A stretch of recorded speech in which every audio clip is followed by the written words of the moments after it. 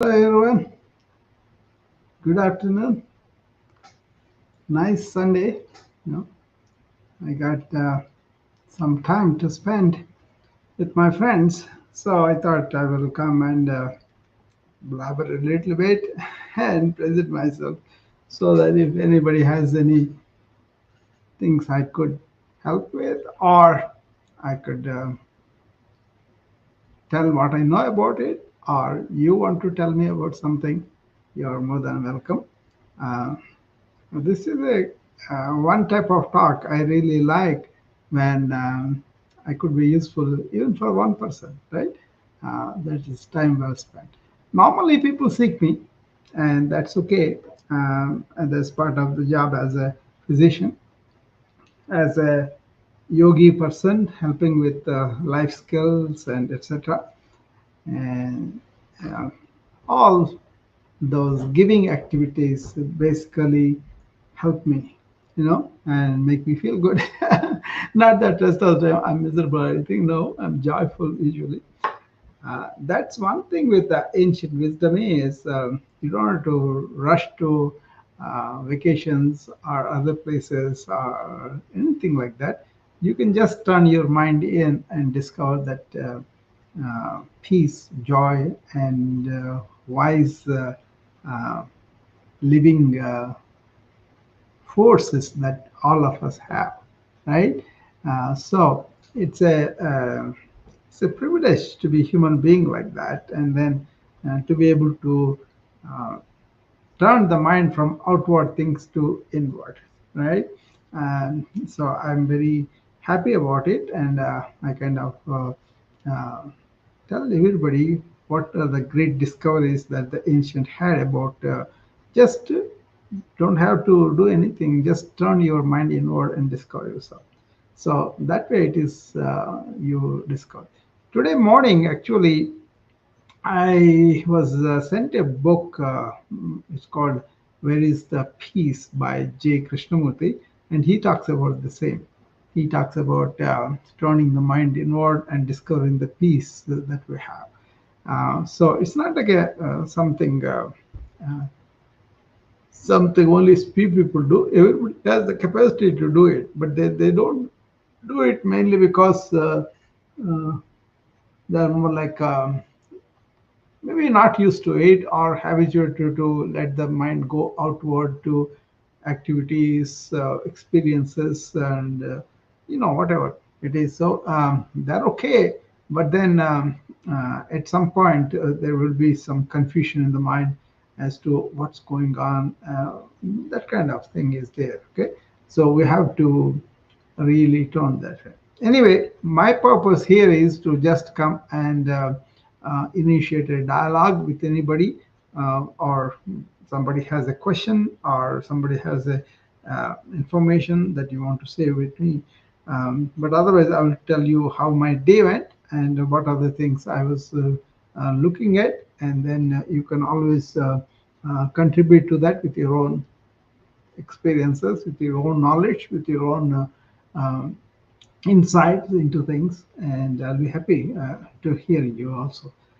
I opened on several channels like I usually do, so I can talk to people on the Noom Vibe and the Clubhouse and on the Instagram, but LinkedIn and uh, YouTube and Facebook are on the StreamYard. You got to ask the permission of the StreamYard to get in there, and but you can always DM me, and later on also I can answer that. Um, so we were really getting into the AI these days, the whole family. So we want to understand where the technology is going and how we can leverage the technology to do the stuff that we need to do, our responsibilities to the patients, to the rest of the family, and to my own family here, and also the friends and followers and all that, right?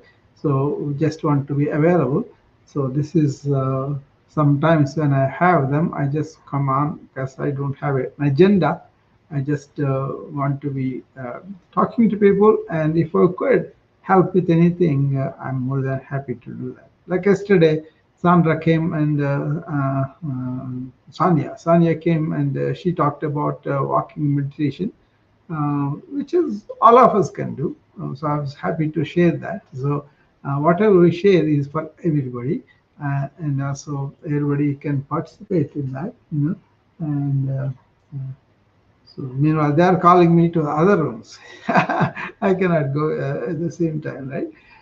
So I was at a couple of places today on the social media. One of them was at Mojo, a friend of ours on the Noom Vibe, and he was talking about nature's nurture, and I totally am with the nature most of the time, and I kind of talk about that. You know, that we are the nature. We are not separate from the nature. Once you understand that, then we'll have to not just take it from the nature, but then do something to replenish it, to nurture it. So that's a big deal because the way we kind of abused the uh, nature has resulted in this toxic planet for us with this wild weather, and I think it's our own doing. But still I see a lot of people using plastic, a lot of using abusing all the anamika welcome. So many ways we are kind of creating this bad weather. So we got to do something about uh, reversing this, right? I was watching a TV program yesterday, and they were talking about newer technology that can produce particles that can absorb the carbon, and thereby the carbon dioxide can go down. That would be wonderful if that comes out, right? So I was very excited about it, and I went further and found out about it too. So it's how we use the technology, right? How we use the technology to help ourselves. For example, I my main activity is to be spiritual, based on the ancient Indian philosophies, yogas, Ayurvedas, Advaita Vedanta. These have really turned my inner life completely around. Okay, even though I live in United States, I live like a ancient Indian teaching, right? So that really helped me to discover the peace within me, the happiness and joy within me, and the wisdom within me. That is there in all of us, right? So you got to be quiet in your own chattering mind. Then your inner self, we call that Atman in India, Jivatma, that comes out like a self-luminous sun, right? The clouds of our darkness, our ignorance goes away. Then we do that, right? So to do that, to be in that all the time, AI is helping me to discharge my responsibilities, duties, mundane work, all the taking care of my family, my wife and kids, and then taking care of my medical work, taking care of people who reach out to me for stress and burnout.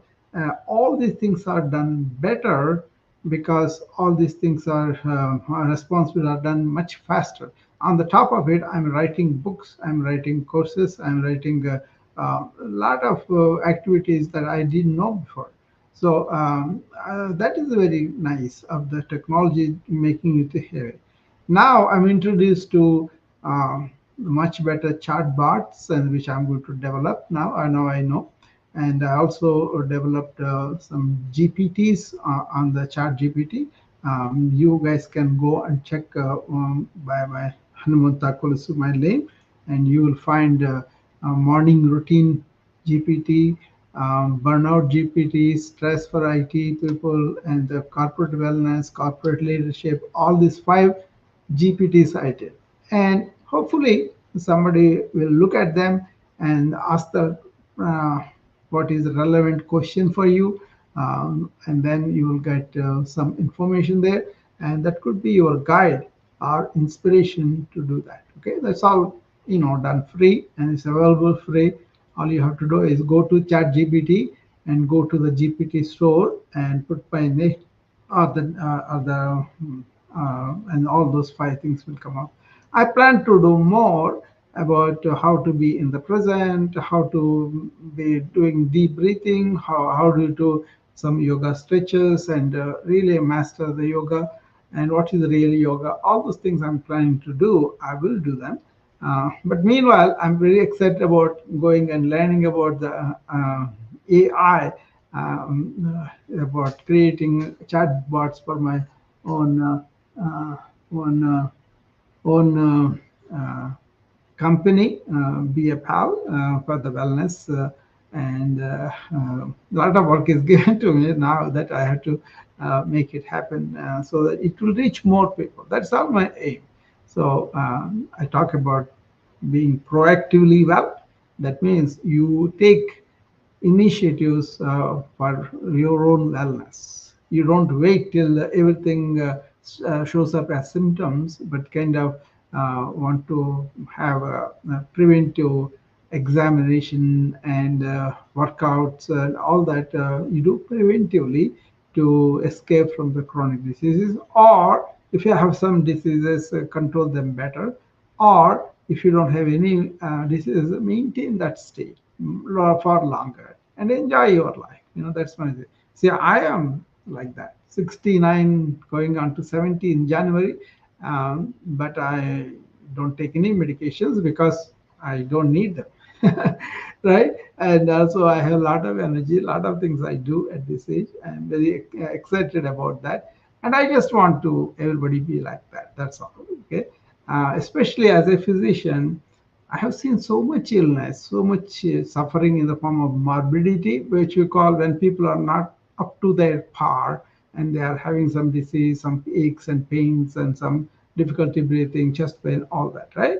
So we don't want people to suffer all that. That's the morbidity people put up with and go. But there is a way not to even have that. That's my point. And also, some people die because of the disease went wrong or accident or whatever. But then you have to prepare what is death, how we should take it.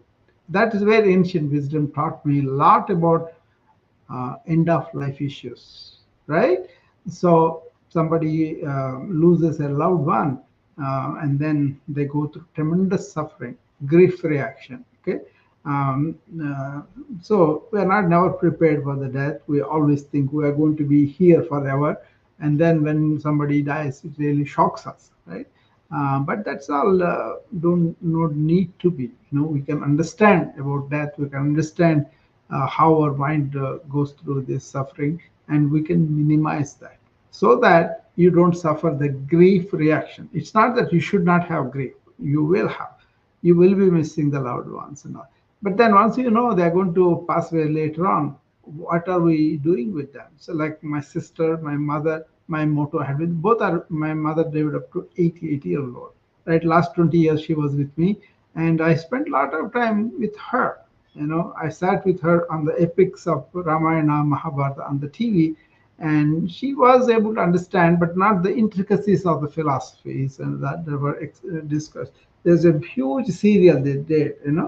So I sat with her in the afternoons when I have time and saw the tape with her, even though I don't have any new on there, and explained to her some things that she was not able to catch them or she was not able to understand, right?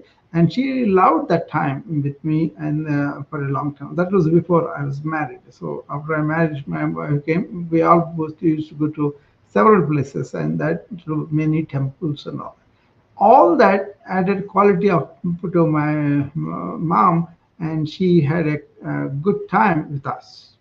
That's what I focus on. When they are here, the elderly people or the old people or the people who are going to die and all that, give them a quality of time as much as you can. Do something about improving their quality of time. Now I'm doing it with my sister, and my sister and me will have maybe 14, 16 years of age gap. I was the last of the seven children. She was the third one. But when I was growing up, she acted like my second mom, took care of me, and we had a real good bond that way. and I call her every day and talk to her at least few minutes, however busy I am. So she appreciates that. No, not even children, her own children call her like that, you know.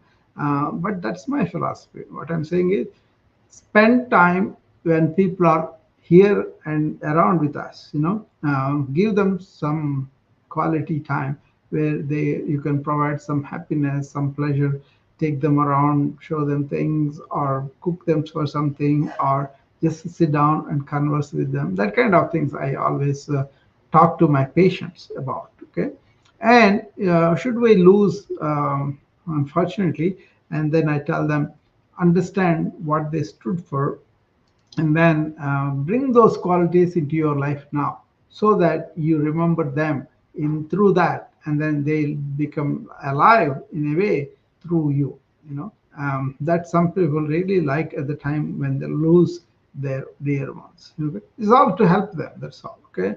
There's nothing like a preaching them, there's nothing like telling them you should have known. No, it's more like understanding the pain that they are going through, but how to lessen that pain by understanding, by really going from the ignorance to knowledge of the what is death, why we die, what happens after death, and all those things. When we consider, it becomes a real good thing for them. Okay, that's how I treat the elderly. I happen to have geriatric medicine training at the beginning of my career, so that also helps me to deal with these end of life issues, because that's a subject matter for us geriatricians, right? And afterwards, a couple of years there, like that, I went to internal medicine, and then I kind of went to internal medicine practice almost about 40 years, right? But then in internal medicine, we had nursing home patients. We had to see them.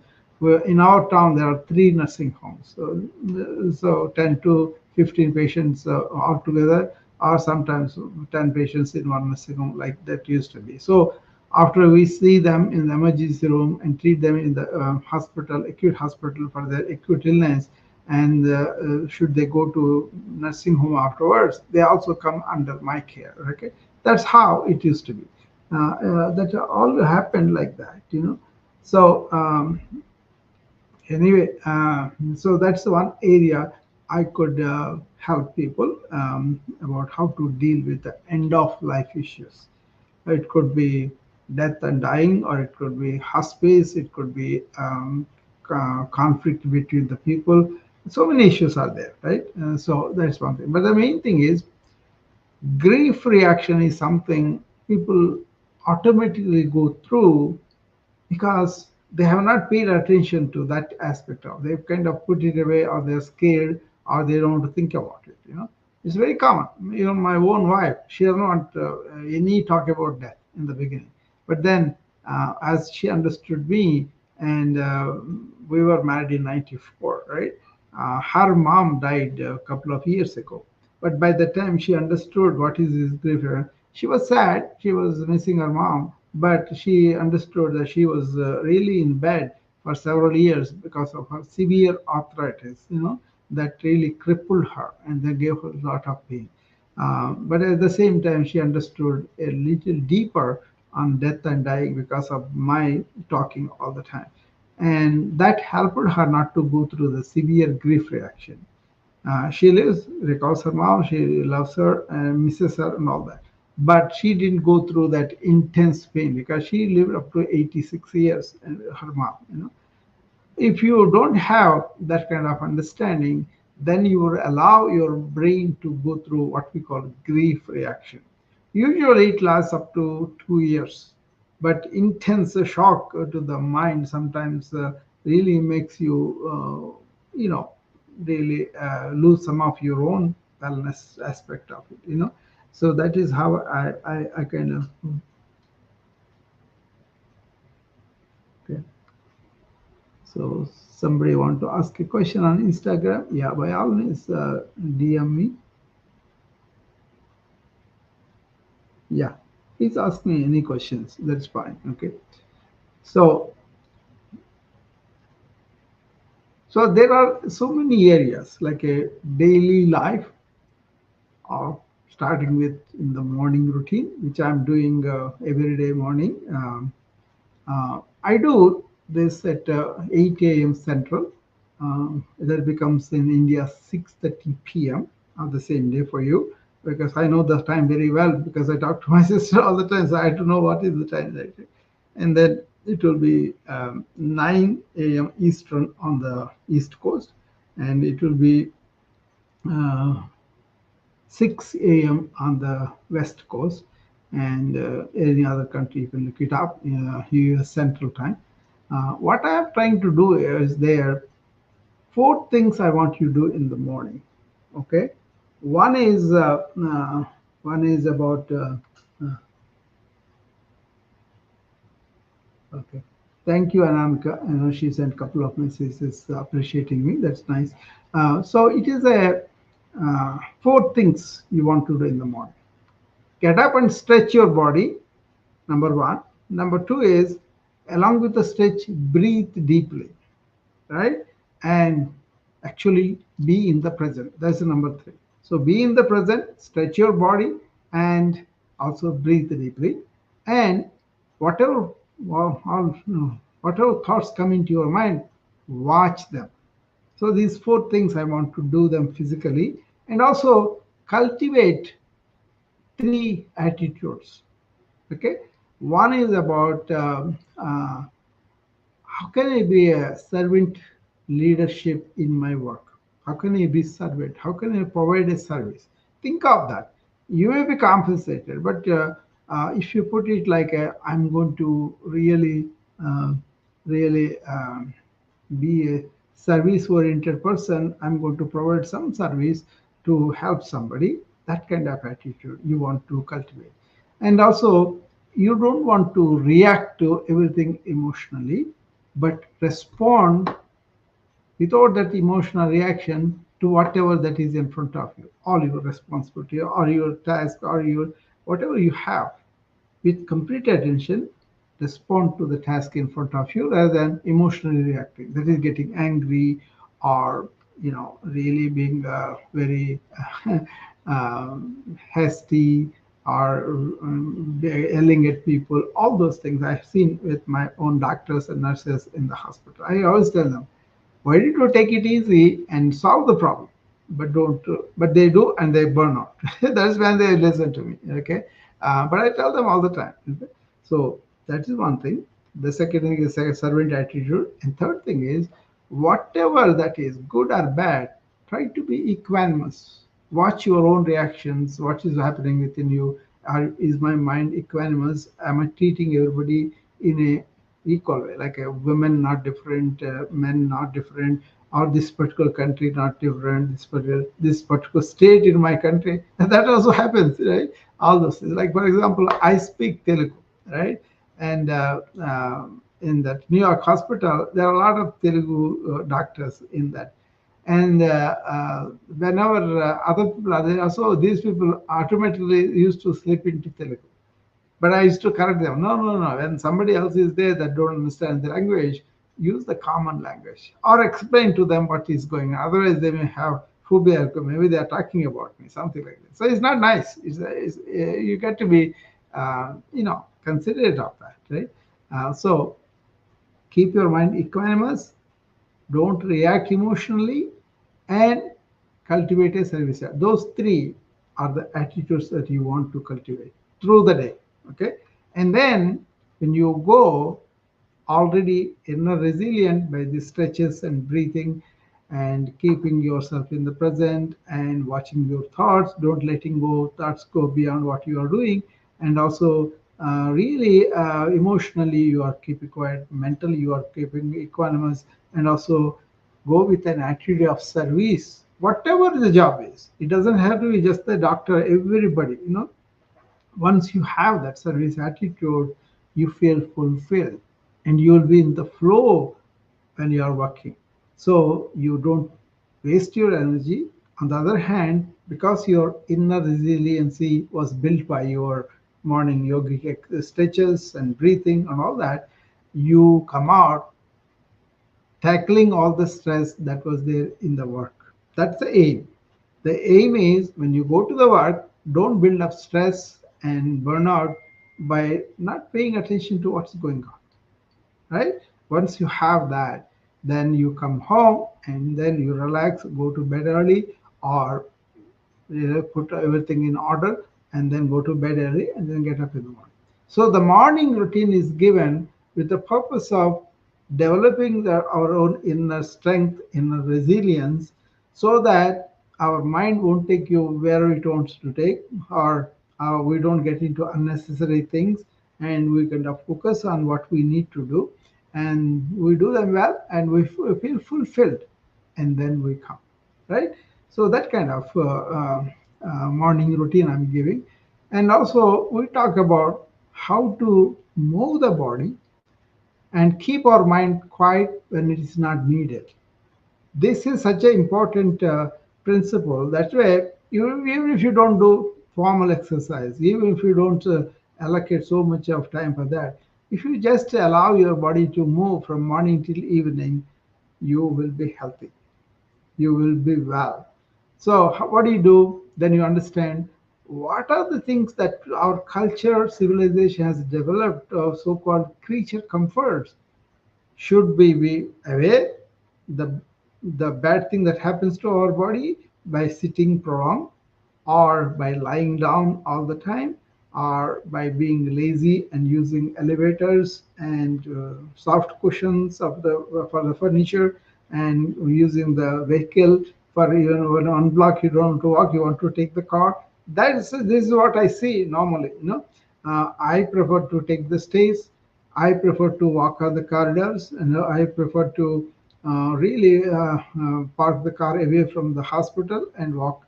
So I kind of allow my body to be doing us. This morning I had a webinar for of 3 hours nature. I was standing and then doing that webinar. Now I'm sitting down because I had enough of the movement for that part of the day.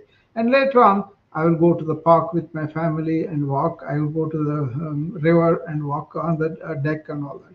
So plenty of moving the body without a lot of paraphernalia. Just to move the body. At the same time, open your eyes and see what are the sceneries around you. Hear the noises that are there around you. We have a big park here. Ours is a river city, Mississippi, right? We are on the widest part of Mississippi is in our town. And we have like a few thousands of acres of land was dedicated to what's called Eagle Point Park. And that is only a stone throw away for us. It's like a 2 minutes if you can go, but if you walk, that's also a good thing. But if you go, it's like you can take the car inside and go several miles. Really be walking or running, whatever you want, bicycling and all that. So keeping the body moving makes your joints better. You build up aerobic activity, and you also build up no tension in the body. Okay. There are three energies according to the yoga and Ayurveda. Uh,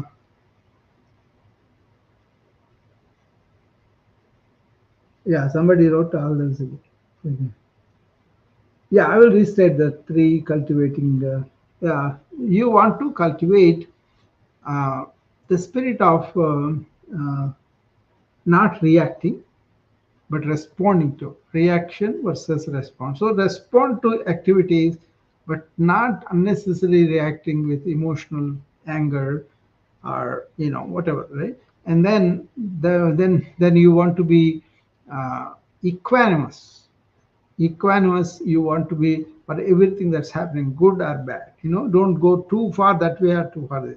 And the third, the most important thing is cultivate the service attitude. Whatever you are doing, consider other people's needs. Consider doing something good for others or your institution, whatever. Not just you, but their needs come first. That is service, servant leadership. So if you cultivate those three, that will be good. Thank you. Who was that? Healthy mojo. Okay, that's good. So he's contributing to propagate this better. Okay, so more people will pick it up and follow that too. They are very simple things, but when you understand and do this daily, deliberately, That's what I call proactive wellness. You are proactively cultivating the wellness habits. So you can maintain the wellness for a long time and enjoy, and also nip it in the bud whatever the things that are coming up. We are not going to be immune from getting sick and getting all. But then if we cultivate this inner resilience every day, first of all, you go to work and then you have the strength to deal with it. And also, you are not unconsciously allowing the stress go through. See what happens? Suppose you are reacting, you get threatened. That's one thing happens, right? Patient care, for example, everybody gets threatened. They think that somebody is going to sue us. Then there is a danger, even though the danger is in our imagination, you secrete a lot of stress hormones, cortisol, growth hormones, so many things, right? And then those stress hormones slowly build up like a honey in a nest. Each bee brings a small amount of honey, puts it there, right? Then what happens when it becomes too heavy? The whole honey comes down. Like that, the stress also, burnout also. These people don't pay attention when they are developing or absorbing stress into their life. That is what is happening in the modern life, and they just are busy and doing some productivity, achieving things, doing things. It's not that you should not be doing things, but do them intelligently so that you are not the cost. Your attention is not taken over. Your health is not taken over. So that is the problem, right? It's all the burnout and stress that is going on. Who consult me for those things at the end? I'm trying to help them to be in the beginning. At least the people, the kids, the young people. This is what we should do, right? As older people, we should help the young generation learn this wisdom so that they can lead a better life. Like I don't want my daughter and son to have these diseases later. That's why I'm teaching those things, and they will have to follow them and do them by themselves, right? Once they do that, they can avoid all this stress and burnout in their life, and also protect their health, and they can live in a good health, wellness for a long time and enjoy. That's what I wanted to do, not to take so many medications, just sustain your life and really having no fun in life. That's what is happening, right? So, all these are important for us to consider, especially people like me who are physicians or nurses or healthcare providers, nurse practitioners, anybody. We have a little bit more obligation to protect our patients, either not to get sick by teaching them preventive medicine and proactive wellness, or when they get sick, let them recover as fast as, and also find out what are the reasons why they got sick in the first place, and then help them to educate themselves, understand what's going on, and change that lifestyle. I firmly believe that is what we should be doing a lot, so that we don't spend so much money on healthcare. Not only money, we lose a lot of time when we get sick. Not only time and money, but we lose the quality of life to enjoy ourselves, to enjoy our relationships that we have with people, or the things that we can enjoy in life. All those are lost, right? Many of the people that I see are in the nursing home. My heart goes out to them because they are just taking because of the medication, and they don't have any life. Nobody is visiting them. Maybe once in a while somebody may pop up and go away. They have no activities that they enjoy. They have no real pep in their life. Really, whenever I go to nursing home, I get depressed because seeing them, they don't have to be like that. That's my point. You can. I try to create the video games so that they can come and then play the video, involve something, or take them to the garden, make them sit there in the chair, or play games with them, something like that. I was a medical director for the nursing home for a while, and these are all the things I implemented. You can do that if you have will to do something positive for the quality of life. We all can do that, right? So that's what I believe in. So that's why I highlight the proactive wellness. Start the day With this inner resilience, continue the day not to expend your energy and inner resilience unnecessarily, but have a good day that kind of fulfills you and also replenishes you with a lot of energy.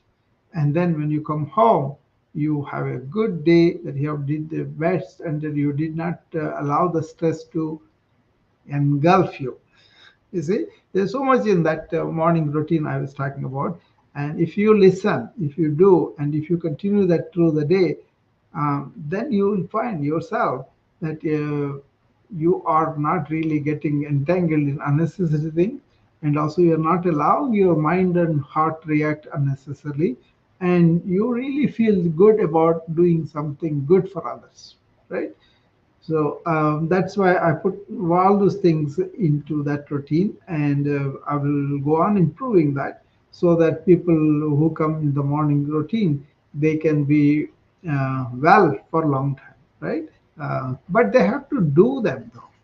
See, understand the principles and do that. Okay.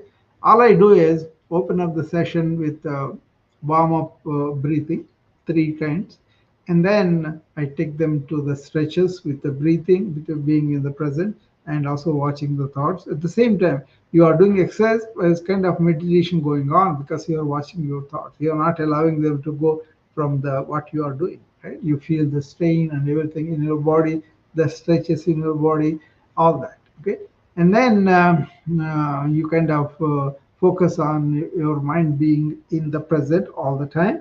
And when you are going there, I talk about go and serve the person, whoever you are doing. Go be equanimous, don't react too much, and also respond to activities. If you can understand this and go as a servant leader, because you go to provide leadership in whatever work you do to attend to the needs of others, then you are a servant leader. This is what is taught to the corporate leaders by me in our program. But that's don't have to be that extensive because when I take them on my program, I take them through several weeks, 12 weeks, right? So personal interviews, personal taking note of what's going on in their life, and also giving them homework, what they should do, and also discussions and their philosophies, their development, all these things are examined, and then they are given, okay, these are the things that you may want to look at to change. And then also given them with a lot of care and love so that they don't take them as criticism. They take them as recommendations for their well being, both mentally, emotionally, and spiritually. Once they understand that, then they embrace them because they are given such a nice way. They will take it. Okay, and then once the leader is acting as servant leader, he is servicing, he is providing other people's needs first.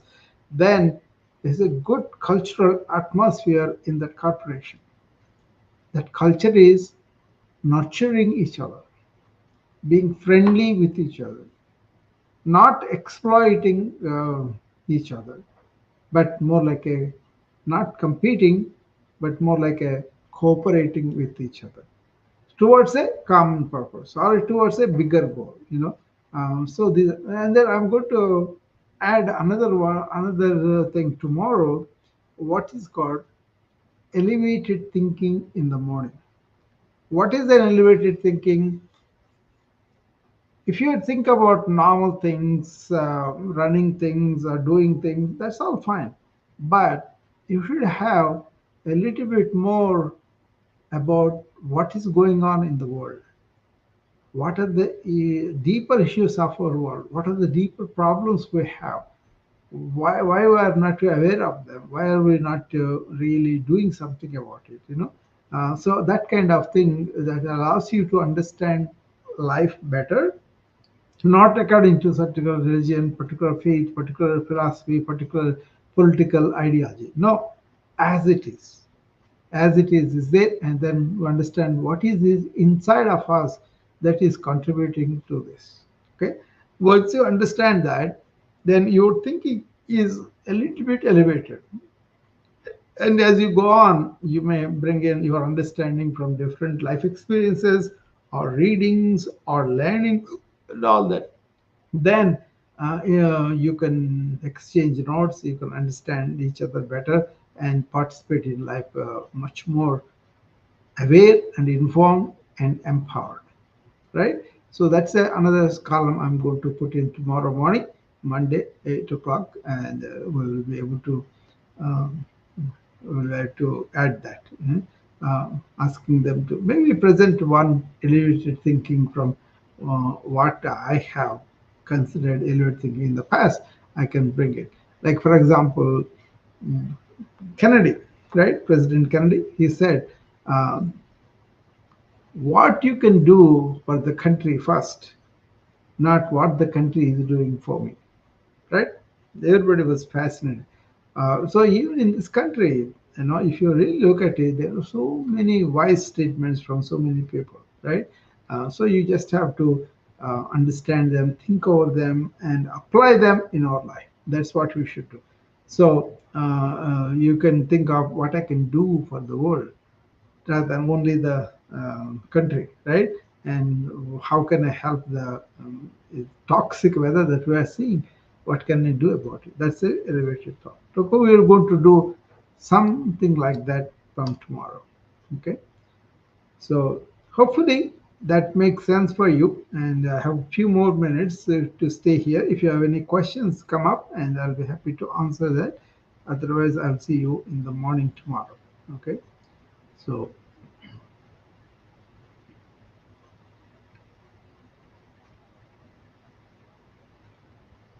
Anamika, you want to come up and you can ask me any question if you want to.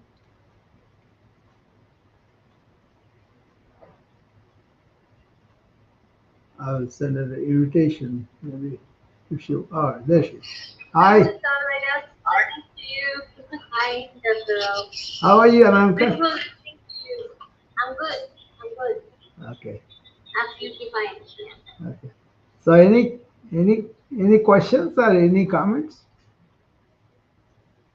Yes, regarding comments, I was listening to everything you were talking about, like how to deal with people who are very old and have like few years to live, how to make them aware about death and cycle of life. And it was so beautiful. And I was thinking that, wow, people don't think like that nowadays. Yeah. It's so important. It's so good. Yeah. It's like, just amazing. Yeah, that's a tragedy, right? It used to be old people are kept at home till they die, and nowadays everybody is becoming nuclear family, and then they are not giving the advantage of being with an old person with wisdom, you know. And the old people, several of them, are losing meaning and purpose in life because they were felt they are being a burden to other people and they are very lonely and miserable. We see that in the nursing home. Actually, I am opened a service called NEW, Nurturing Elderly Wise People. My thing is where why old people also will enter into new learnings. They can learn my trainings, or they can learn my books, and they can listen to the music. A lot of things that I have, I made them available for a monthly membership. They join and then they come to the talks. They kind of access to all the material that I have, so that they can attempt to learn some things for themselves and make themselves more useful, or just learning itself makes them feel good, right? So that's a service that is available for elderly people anywhere in the world. um, I developed this after I saw near the university cities here, they opened up the universities for elderly people so they can go and learn painting, they can go learn any writing, poetry, or musical instruments like that, right? So that they don't have to travel a lot. They can drive lots of time. They can walk a distance and then go to this particular space in the university town. I thought that was a great service. Then I thought, why don't I open myself to everybody online? They can do online these things too. So I did that. you know, I would say that's a brilliant idea because, yeah, of course, like at the end, I mean, what do you have to do? There's so much to do in life yeah, all the way through.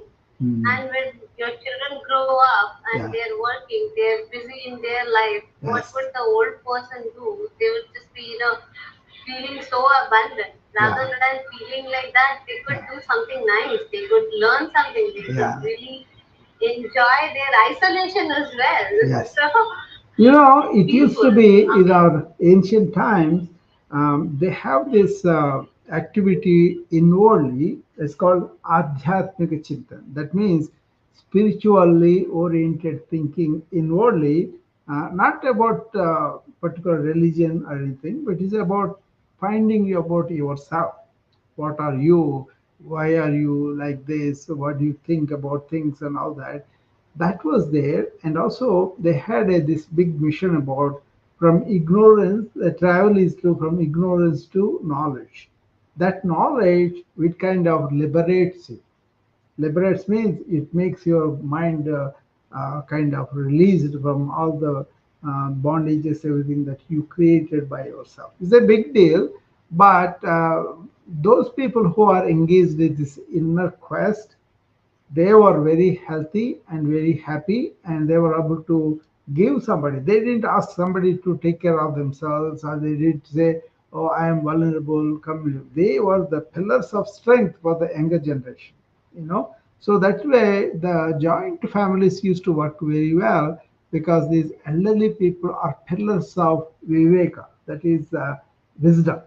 So they were able to tell them what is right, what is not right, what is temporary, what is permanent, and all that. But then the elderly spend the time inwardly, mostly meditating, mostly inner, contemplation, reflection, so that they can understand deeper principles of life. That is what the wise person used to be.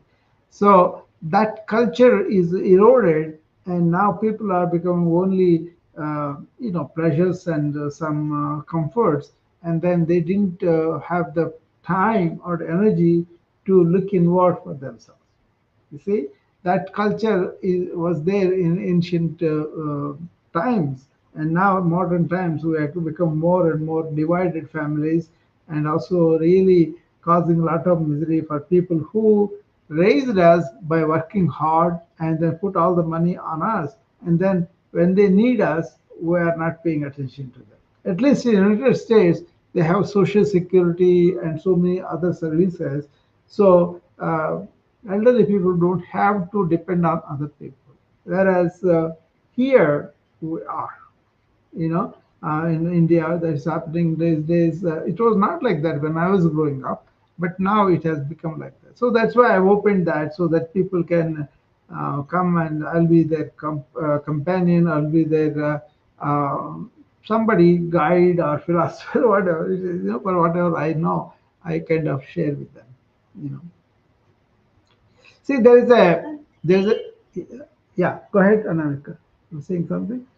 I was just saying that today only we were talking about the Banapasta system, wherein Yeah, people after working, they used to learn spirituality and especially things like Vedant and yeah, Advaita Vedant, yeah, and that would have helped them to complete their journey in a very peaceful state of mind. yeah, But yes, nowadays people are so guided by material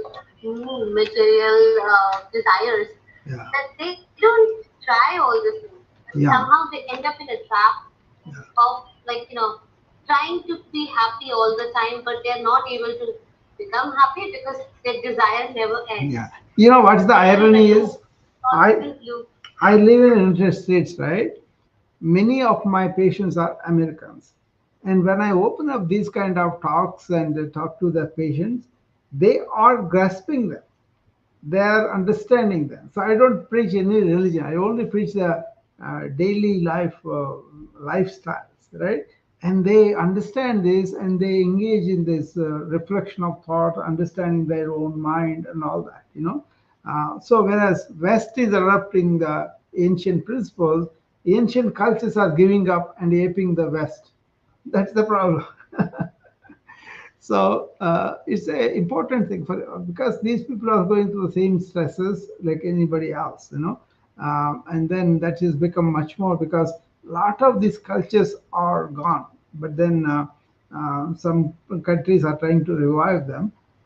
In this country also, there are so many people do yoga, so many people do understand Ayurveda, so many people do the energies and all that. So I'm very gratified. So I have a lot of use here. Whenever I talk to my patients, at least they listen to me. So,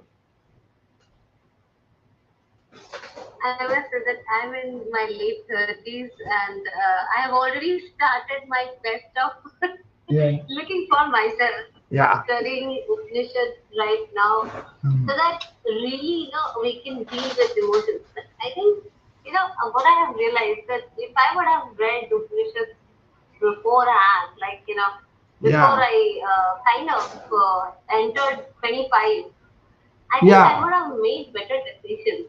So it definitely. makes me think, like, is it something that we really should be doing in the later stage of life or in the earlier stage of life? No, it It used to does make be, me think that this sometimes. used to be taught, this is called, real wisdom. And it was taught to begin with, people go to, very early, they were sent to these gurukulas, right? These are in the forest with the people, and they started Brahma Vidya. That means understanding the eternal universal energy in which we are, that is reflected in us as awareness, right? And you realize that I am that Brahman, Aham Brahmasmi, that is there, or Tattvamasi, you are that, okay? They are called Mahavakyas, great sentences. But then they put all this summary into Bhagavad Gita. Upanishad Saramsa is Bhagavad Gita, right? By understanding it, Yes, you are. I am very much fortunate that I was able to understand through Ramana Maharshi. You know what he said? What is one? I'm also What? reading Ramana Maharshi. Yeah. What he said was, what is the most important stanza in Bhagavad Gita? He said that was in chapter 10, verse 20, where Krishna tells Arjuna, Krishna being the universal consciousness, I am the one who is the beginning, middle, end of all living beings. So Ramana Maharshi is talking about when you inquire, who am I? You are that awareness. Once you discover that energy never is born, never is destroyed, but energy is changes forms but never destroyed, never born. Najayate mrayate ava. That is what Krishna said. Then what happens is you will see death in a different light. What is dying is your body and your mind, but that energy, that is life force within us, that awareness, that never dies. See, so whole Bhagavad Gita makes a lot more sense when you look at in that perspective. Actually, So, I wrote some things about Bhagavad Gita, how reading Bhagavad Gita, understanding the principles, gives you a superlative personality. And you can take any quality that you want to get rid of. For example, you are afraid about life, everything, all that. You can get rid of fear because you know what you are is real permanent. What you are afraid of is not permanent. So you can easily get rid of that what is not really true and temporary and establish yourself in the permanence of the spirit, right? So there are so many ways that you could do that, I mean, these texts are universal truths, not just some propaganda for a particular religion. So if you approach them like that, there's a lot of wisdom there. Actually, among the intellectuals, there was one thing. They said, we should have said before Upanishads, after Upanishads, how the world has evolved. But many people don't know what our Upanishads are. But one small Upanishads you can get everything is Mandukya Upanishad. Okay, so I have this Mandukya, a frog-like figure, on my desktop. Those are in the video. They can see that I'm showing them. And I keep it there. It's always I'm close to that. You know what it is? A frog can live in the water, and also it can live on the land, right? So the person who understands what is body mind complex and what is uh, spiritual essence of us. So you can be both of them comfortably like a mandukya. Is that nice, Anamika? Yes, that's beautiful actually. And Yeah. I mean, since I'm getting to know all of these things, Yeah. I'm feeling so much freer than I used to be. Hmm. And managing emotions, especially, has become easier. Yeah, yeah. And oh, I can see. I mean, now it's weird, but then when I talk to people now, and they have a perspective of life. I have a completely different perspective of life, and It does. it's kind of Hmm. funny that like, I know exactly how I'm dealing with it, Yeah. but then this clarity is not exactly perceived by everybody else. So Yeah. it's Yeah. weird, but it's good for me Yeah. because from inside I'm fine. I'm absolutely fine. One thing I learned was I don't compare myself with anybody. You know, then my journey is my journey. Everybody else's journey is a different thing, right? So all my energy goes Yes, of into course. find out my ignorance and how I can go from there to the knowledge path, and that knowledge has to be explored by us by experiential knowledge, not repeating a word, but experiential knowledge. Then what happens is that imbibes our life with clarity, peace, joy, and wisdom. And that reflects in our daily life because how we deal with anybody is with love and affection. And also, we promote this proactive wellness. Make sense? Yes, yes, of course. Yeah. But there is this one small thing, like when you get to know all these things, you Mm. just become very calm from inside. And when people are around you, they then really want you to react in the same way that everybody is reacting.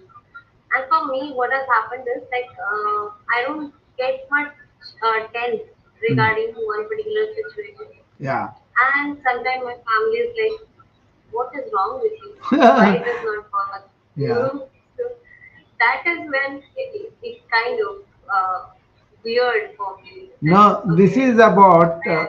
inner joy, inner happiness, not approximating to other people's expectations. Okay? Then what happens is you stay in that energy and then you kind of help them to whatever you can help them. But they don't have to be at the understanding level because they have their own journey. Okay. In the beginning, I used to expect people to understand this because they're so good. Then afterwards, when I discovered everybody has their own journey, my job is to come and share, give, and love. But beyond that, no expectations, right? Then lot of people can't understand everything, but then they do appreciate the peace and quiet and happiness that we are operating in life. And that's why these things have to be explored quite well, So, That's Anamika, beautiful. you should come to my morning meditations if you have time, because my morning means your 7 o'clock. I have a group of people come there, and my sister from India and some other people, and also my wife here and some other people. They come and we do four kind of meditation in one kriya.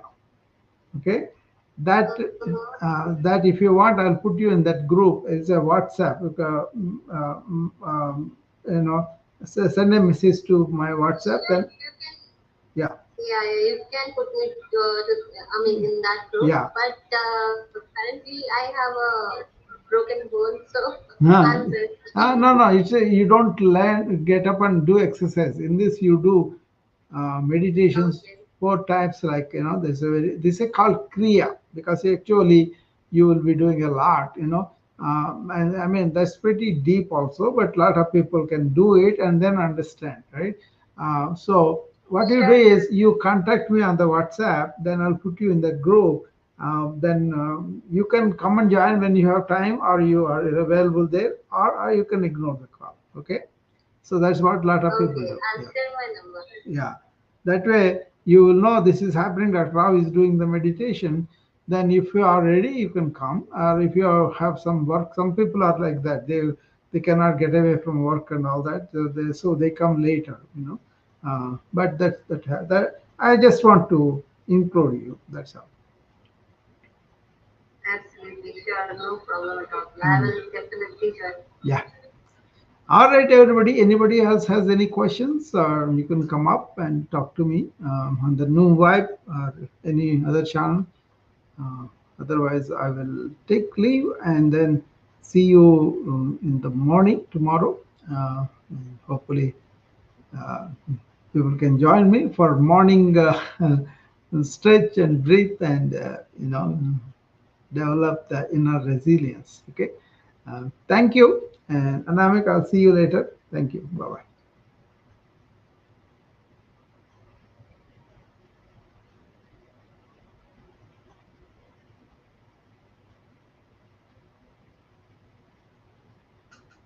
Thank you, everybody on the Instagram.